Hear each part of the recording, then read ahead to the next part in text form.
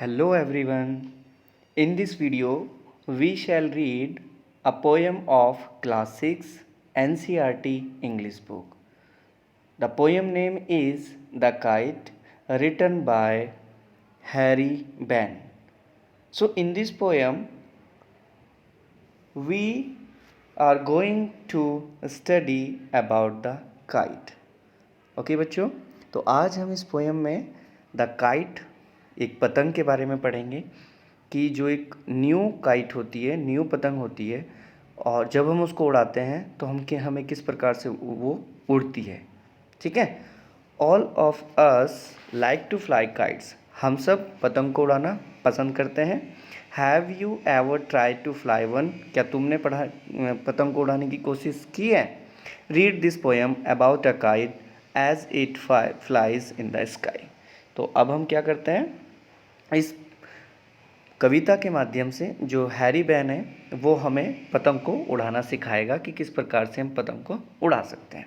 ठीक है, तो चलिए हम रीड करते हैं पोएम को।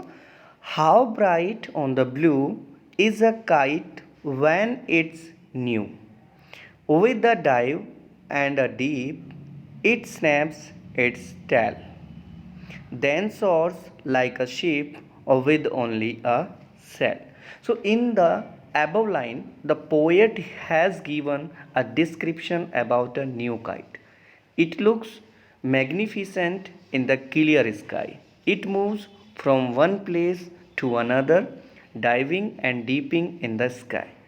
During its movement, the kite makes noise through its tail. The kite has only one sail to catch the wind. Its tail acts as a sail. So, in this line, जो poet है वो हमें एक नई पतंग का क्या करता है, डिस्क्रिप्शन करता है, वर्णन करता है। वो हमें बताता है कि जो पतंग होती है वो खुले आसमान में शानदार लगती है और स्काई में गोते मारते हुए क्या करती है, एक स्थान से दूसरे स्थान तक जाती है। देन जब ये मूवमेंट करती है, ठीक है, तो जब ये हवा के साथ मूव करती है, हवा में अपनी पूंछ से शोर मचाती है। पतंग हवा में एक उड़ान भरकर ऊपर चली जाती है और इसमें जो उसकी पूंछ है, टैल है, वो उसकी क्या करती है, मदद करती है। ओके, समझ आ रहा है। As over tides of winds it rides, climbs to crest of a gust and pulls, then seems to rest as wind falls. When string goes slack, you wind it back. So the poet says that the kite rides high in the air. It reaches at the top spot when the air current is strong. The kite takes rest when the wind falls. Therefore, its movement is being determined by the wind. When the wind is strong, it will rise higher. When the wind is weak, it will take rest. When its thread gets loose, the person who is handling the kite rolls back the thread and control the movement of the kite. तो इस stanza में जो कवि है हमें बताते हैं कि पतंग आसमान में ऊपर तक जाती है और हवा की गति तेज़ होने पर कुछ टाइम के लिए यह पेड़ की चोटी तक चली जाती है। समझ में आ रहा? तो मतलब ये कि जो पतंग है वो किस पे डिपेंड करती है, विंड पर करती है। हवा की स्पीड कम होने पर जो काइट है वो डाउन हो जाती है, नीचे आ जाती है, और इसलिए क्या है कि जो विंड की स्पीड है वो क्या करती है, तय करती है कि पतंग ऊपर उड़ेगी या नीचे जाएगी। इफ़ द विंड इज़, यदि हवा क्या होती है, तेज़ होती है, तो पतंग क्या होती है, ऊपर जाएगी, और हवा यदि स्लो होगी तो पतंग क्या होगी, आराम करेगी, नीचे आएगी। इसका धागा जब ढीला पड़ जाता है तो पतंग को उड़ाने वाले धागे को, जो पतंग को उड़ाने वाला होता है उसके धागे को क्या करता है, अपनी जो चरखी होती है उसमें समेट लेता है। ठीक है, और पतंग की जो स्पीड होती है उसको क्या करता है, कंट्रोल करता है। समझ में आ रहा है आप लोगों को? मतलब इस स्टेंजा में जो पोएट है वो हमें ये बताता है कि जो काइट है वो डिपेंड करती है किस पर, विंड पर। यदि विंड स्लो होगी तो पतंग भी क्या होगी, धीरे धीरे नीचे उतरेगी, और अगर विंड फास्ट होगी तो पतंग क्या होगी, ऊपर चढ़ेगी। और जब विंड क्या होती है, स्लो होती है, तो पतंग क्या हो जाती है, ढीली पड़ जाती है, और जो धागा होता है हमारा, थ्रेड होता है, उसको हम क्या करते हैं, इकट्ठा करना स्टार्ट कर देते हैं अपनी चक्री में। ठीक है, समझ आ गया। And run until a new breeze blows and its wings fill and up it goes. How bright on the blue is a kite when it's new, but a regader thing you never will see when it flaps on a string in the top of a tree.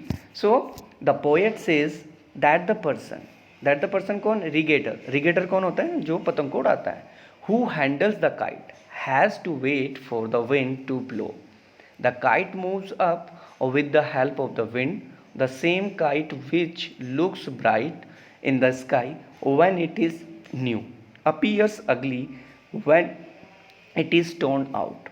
It looks dirty and unattractive after it gets trapped in the branches of tree. It flutters in the wind on the top of the tree. Therefore, the movement of the air decided the fate of the kite. तो in this last stanza जो poet है वो हमें बताते हैं कि पतंग उड़ाने वाले को क्या होती है, हवा के, ठीक है, हवा जिधर को भी मूव करेगी उसका इंतजार करना पड़ता है। ठीक है, और जो काइट होती है वो विंड की हेल्प से क्या होती है, ऊपर उड़ती है। जब पतंग आसमान में उड़ती है तो ये कैसी लगती है, बहुत ज़्यादा शाइन मारती है, बहुत ज़्यादा अच्छी लगती है। ठीक है, मतलब शानदार लगती है।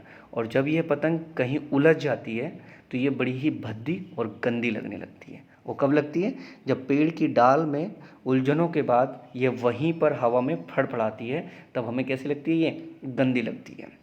इसलिए हवा जो विंड है, विंड की जो स्पीड है वही पतंग की क्या करते हैं, फेट माने भाग्य का क्या करती है, फैसला करती है। तो इन दिस पोएम जो पोएट है हमारे पास हैरी बैन, वो हमें बताते हैं कि काइट को जो है वो टोटली डिपेंड किस पर होती है, और विंड पर होती है। और जब ये आसमान में उड़ती है तो बहुत ज़्यादा शानदार लगती है। ठीक है, लेकिन जैसे ये किसी पेड़ की ब्रांचेस में अटक जाती है और वहाँ पर क्या करती है, फड़फड़ाती है, तो ये बहुत ज़्यादा अगली भद्दी लगती है। ठीक है, तो इस प्रकार से जो पोएट है हैरी बैन, उन्होंने यहाँ पर काइट को क्या किया, डिस्क्रिप्शन किया है, उसका एक्सप्लेनेशन किया है कि किस प्रकार से एक काइट, जब नई काइट हम खरीद कर लाते हैं तो कितनी अच्छी लगती है, जब वो कहीं पर फंस जाती है तो कैसी लगती है। और सेकंड थिंग इज़ दैट, जो पोएट हमें यहाँ बताना चाह रहा है वो ये कि जो काइट है वो डिपेंड करती है विंड पर। यदि विंड स्लो होगी तो काइट आपकी स्लो उड़ेगी, और जो विंड फास्ट होगी तो आपकी पतंग को क्या होगी, आसमान में ऊपर की तरफ उड़ती जाएगी। ओके बच्चों, आई होप कि आपको ये बहुत अच्छे से समझ आ गई होगी। अब इसके कुछ क्वेश्चन आंसर्स हैं, वो आप क्या होंगे अपनी नोटबुक में कर लेना। और इसके स्टार्टिंग में वर्किंग विद द पोएम का एनसीईआरटी पेज 28 पर जो फर्स्ट वाला क्वेश्चन है, उसमें बच्चों ये बताया गया कि list out the action word in the poem dive deep snaps. यदि आप उनके वर्ड के मीनिंग लिख सकते हैं, ठीक है, तो आप लिख देना, अदरवाइज़ कोई इशू नहीं है। और जो मैं आपको ये क्वेश्चंस मैंने आपको दिए हैं वो आप कर लेना। ठीक है, उसमें short, very short answer type question है, और फिर उसके बाद एक्सट्रैक्ट बेस क्वेश्चन है जो स्टेंजा बेस होते हैं।